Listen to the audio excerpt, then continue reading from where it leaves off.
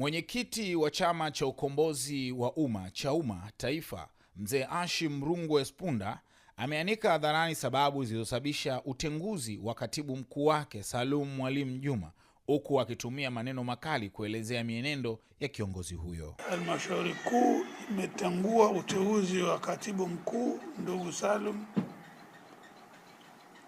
Salum Mwalimu Juma kuanzia tarehe 30 mwezi wa 6 2026.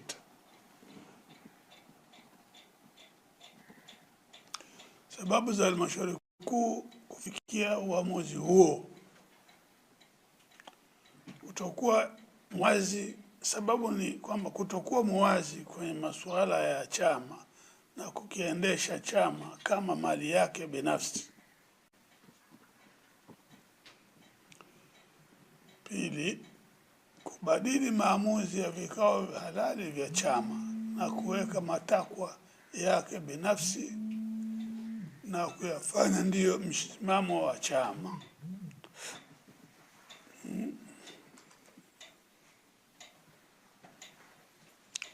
Kujipa jukumu la kuwa msemaji wa chama kinyume na katiba ya chama, maadili na ya uongozi, na